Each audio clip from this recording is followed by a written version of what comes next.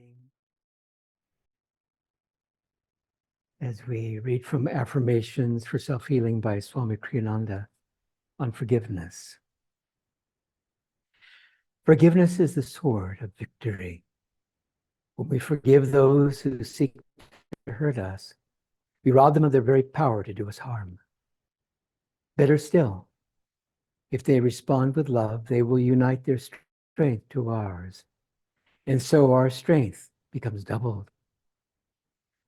But forgiveness should not be given primarily for its effect on others, but rather for the freedom it affirms in our own hearts. Let no outward circumstance condition your inner happiness. Be not pleased merely when man is pleased. Be pleased rather when you feel God's pleasure in your heart. And let's affirm together, all that befalls me is for my good. All that befalls me is for my good. I welcome any hurts that I receive. I welcome any hurts that I receive As opportunities to grow in understanding.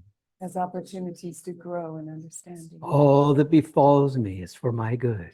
All that befalls me is for my good. I welcome any hurts that I receive. I welcome any hurts that I receive As opportunities to grow in understanding. as opportunities to grow in A understanding. little quieter, all that befalls me is for my good.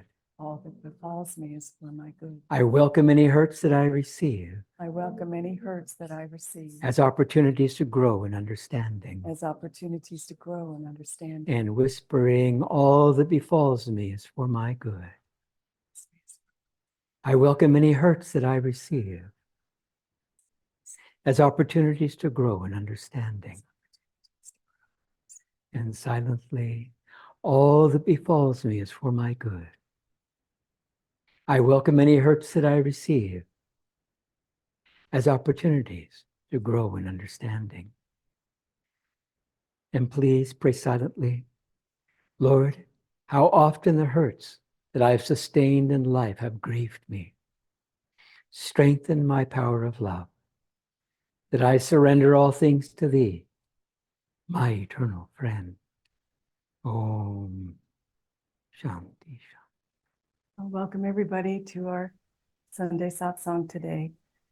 I'm going to read from Whispers from Eternity. This is a poem, a book of poems and sayings by prayers by Paramahansa Yogananda. And this one is from the title, Teach me to feel that all men are my brothers. Teach me to feel that even someone who does me mortal injury is my brother, made in thy image. His ignorance is only temporary. Destroy in me every trace of vengefulness, including the quick tit-for-tat spirit. Teach me to try to heal, not to punish, my brothers who resort to crime. Let me not increase their ignorance by a wrong spirit of revenge. Teach me to improve all men by my own example of forgiveness, self-control, determination to do what is right, wisdom, encouragement towards goodness and prayer, and above all, by thy love.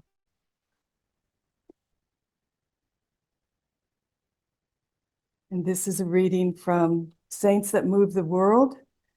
This is a book that Yogananda recommended to disciples, and there's 5 saints in here. And 2 of these saints are very connected to our line of gurus.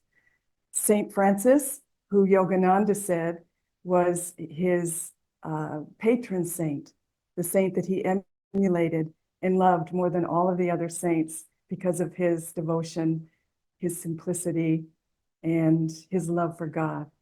And the other saint is Saint Teresa of Avila.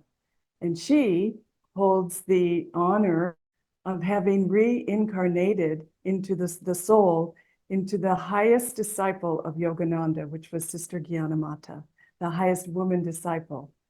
And her incarnation as Saint Teresa of Avila was filled with outward seva. And she was called in the Catholic Church and amongst everybody that she knew, the saint of ecstasy, because she was in a state of ecstasy most of her life. So I would like to read from this book, one of Master's favorite books. And this is from the chapter from St. Francis. And before St. Francis left his body, he wanted to leave his monks with instructions of how to carry on his work. St. Francis was the saint who reformed the Catholic Church through obedience, to God, through cooperation with his teachings, through love, and through simplicity and humility. He was a great, great saint. And he had a few brothers when he started out, 12, just like Christ had 12 disciples. He had 12 followers, and they lived in little huts, and they just preached the word of God and they meditated. That was their life. And so they brought the spirituality back to the Catholic Church, which had been very, very materialistic in the 11th century. So he is giving instructions to his brothers because he's getting ready to leave his body. And he says, severity induces fear. Punishment deepens the abyss of loneliness. And only brotherly love can unite all of creation as one great family of God. This he taught his brothers, and he led them to act as he acted, to draw no distinction in their love for the worthy and the unworthy, but to receive everyone as a brother if he requested to be admitted into their group. For only those are acting in accordance with the Father's will who meet the ungrateful and the wicked with kindliness and warmth, as is written in the Gospels according to St. Luke and Matthew. For you should know, dear brethren, said Francis, that courtesy is one of the properties of God, who of his courtesy gives his sun and rain to the just and the unjust. And courtesy is the sister of charity, which by hatred is extinguished and love is cherished. In a letter to the brother who was to take his place when the time had come, Francis wrote these words: as sure as you love the Lord and me, his servant and your servant, see to it that no brother in the whole world, let him have sinned as he may in any way, is permitted to go from you without forgiveness. If he asks for it, and if he does not ask for forgiveness, then ask him if he does not want forgiveness. And if he comes 1,000 times before you with his sin, then love him altogether more than you love me, that you may draw him back into well-doing. It happened one day that 3 foolhardy highwaymen infested the roads in the vicinity of Assisi, where Brother Angelo had established the Franciscan hermitage of Monte Carlo. The people of the district gathered in self-defense and went out, armed with pitchforks and shovels to catch and kill the bandits.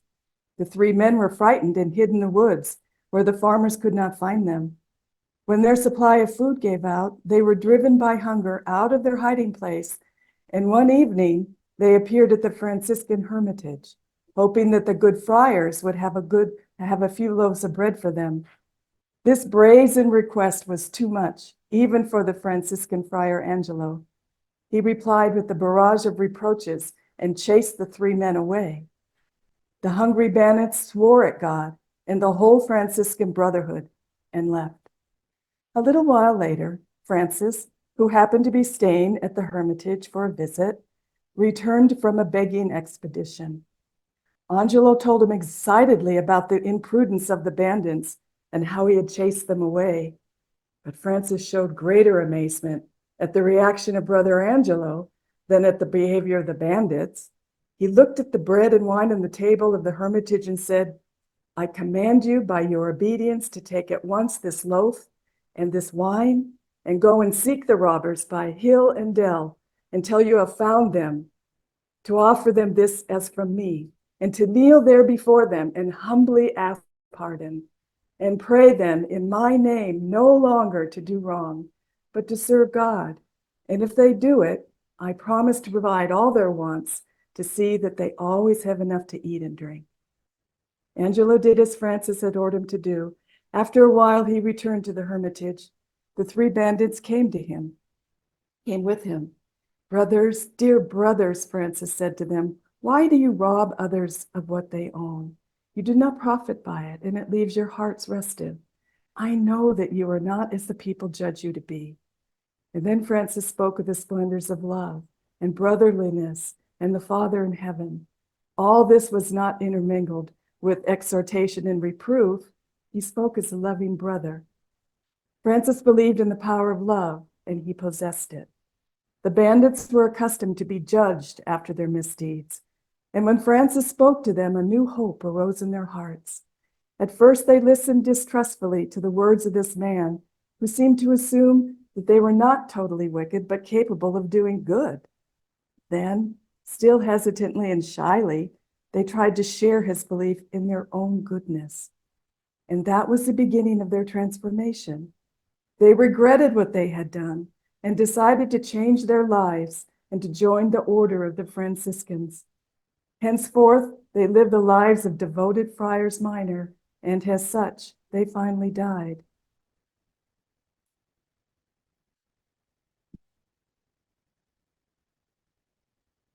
And it's such a beautiful story. It's not always easy to forgive.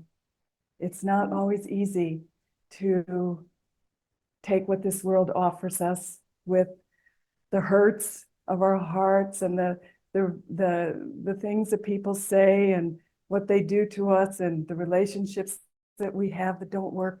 It's just not always easy to forgive unconditionally, because we hold in our hearts the thought, I don't deserve this. I don't deserve this treatment. Why did they do this? Dear Lord, I'm a much better person than that. Why do I have to forgive? Why? I don't want to forgive. And so there's a stone in our hearts, and we keep remembering the reason why we shouldn't forgive. And that stone grows harder. And it could be for anything. You know, a young man came to me once, and he told me this story. He said that when he was from a family, a large family, and his father was an alcoholic.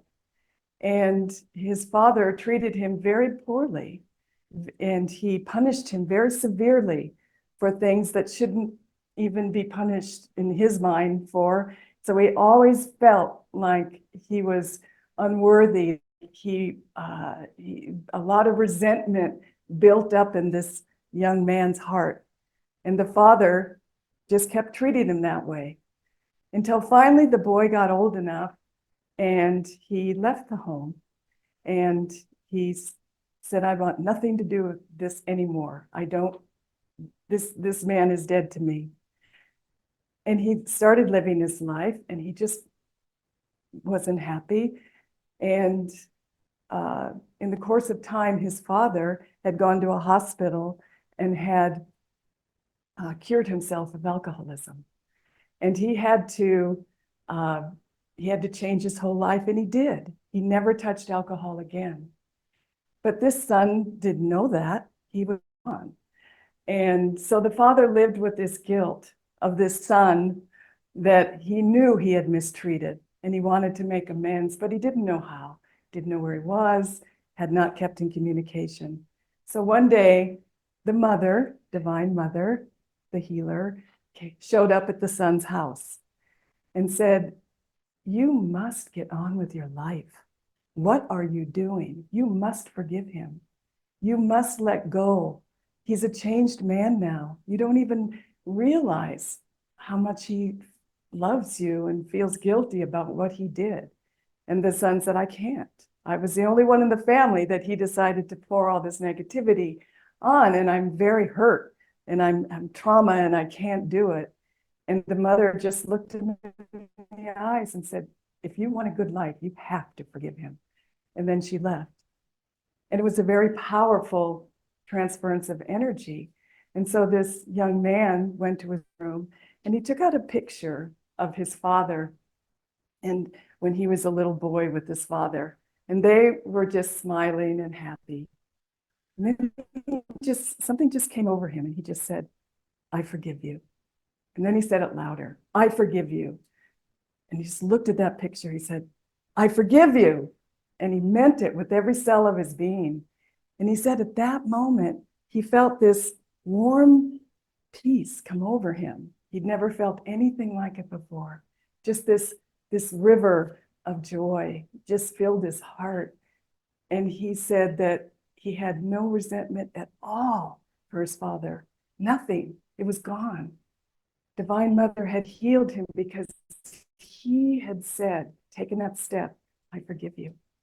And he went back to his father, and they had a wonderful relationship after that.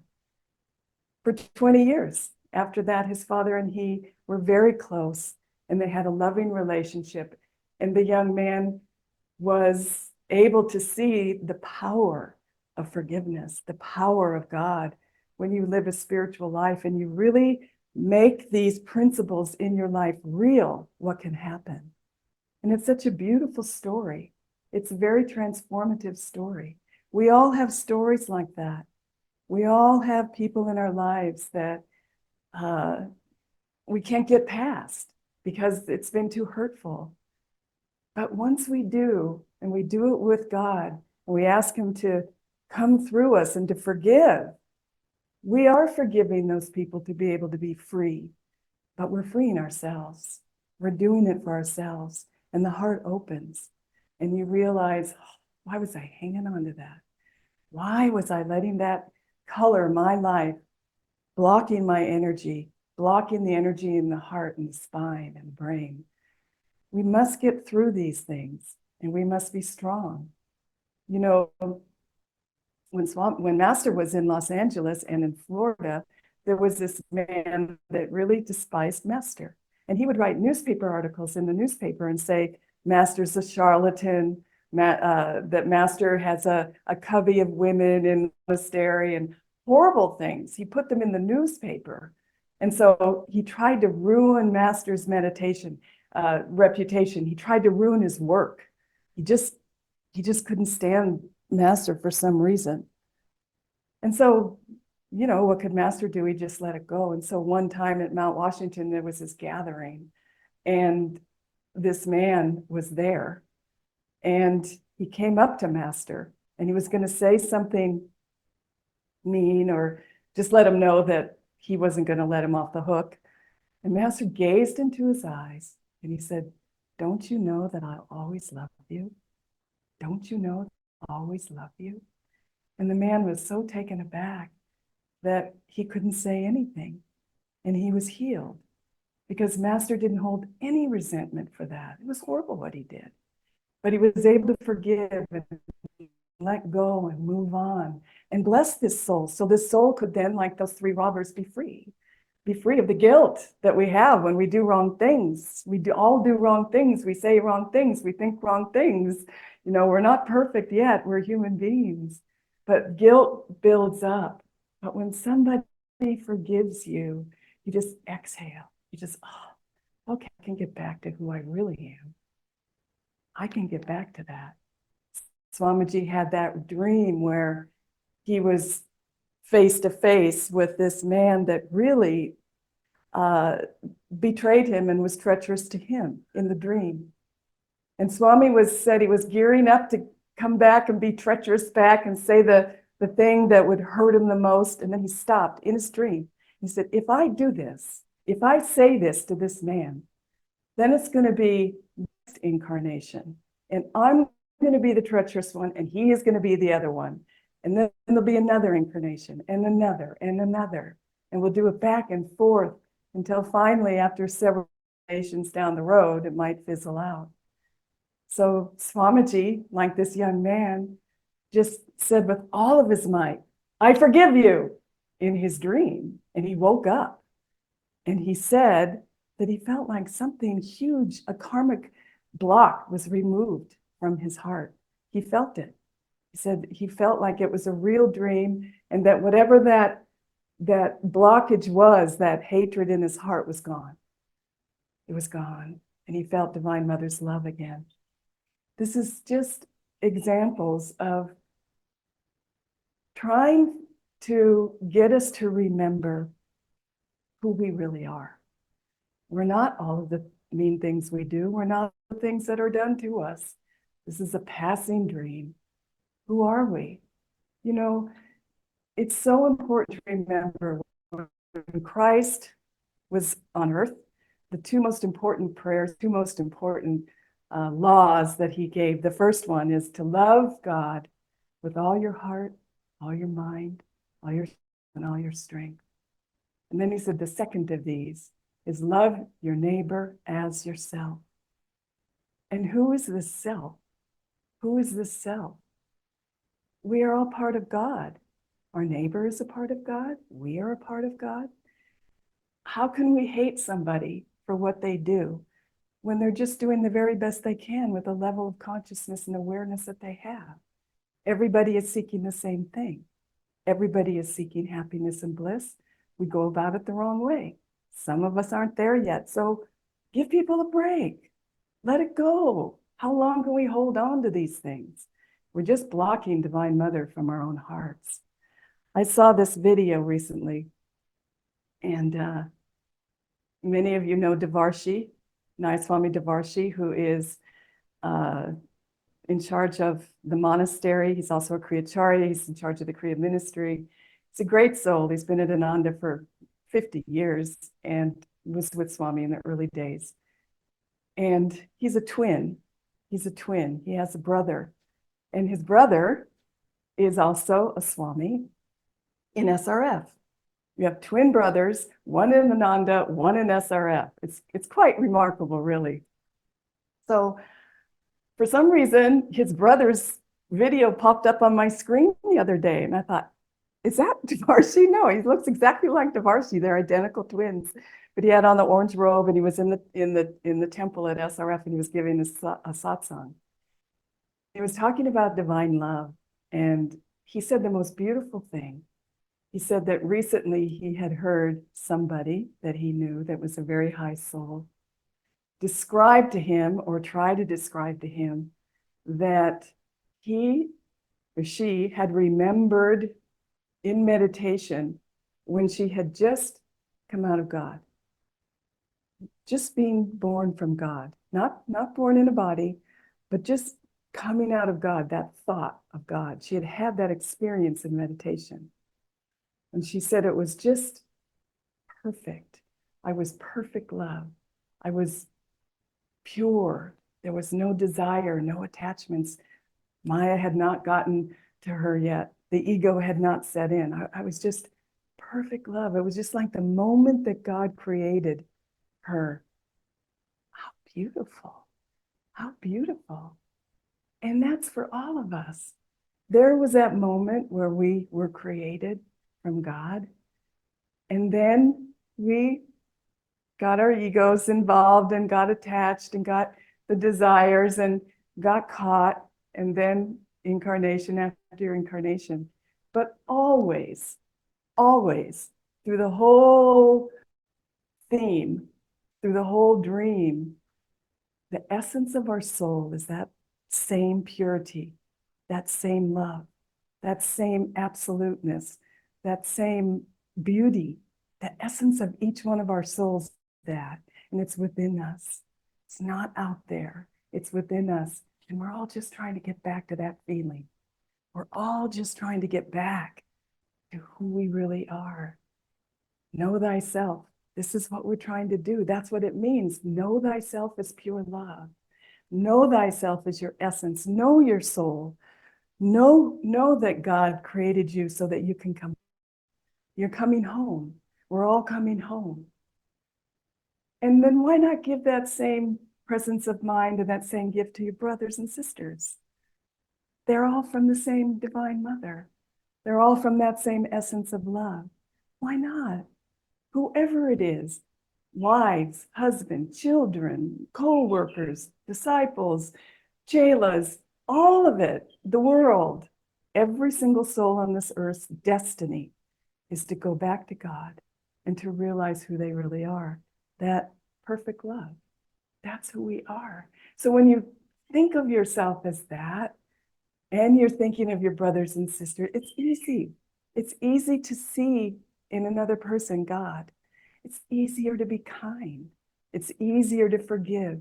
It's easier to have compassion. It's easier to help people than it is to just be so concerned about your own life and your own feelings and your own hurts and your own this and that and all of it. It's just a dream. And one day we will all realize that. And so Divine Mother has given us the greatest gift of all three worlds, Shankaracharya said. We have a guru who is that perfect love. He's there.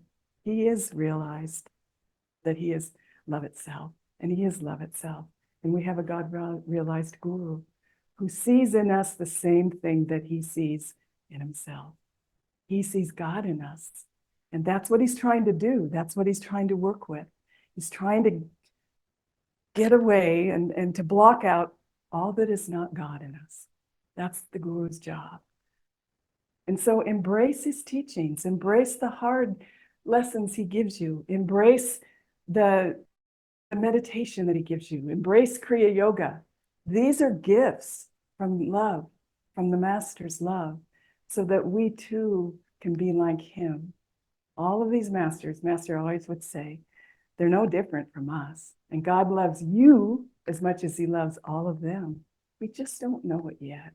And neither does anybody else. But the closer we come to God and the deeper we meditate and the more we feel that love as our essence, then the magnet of illusion falls away. Much less. It's much less.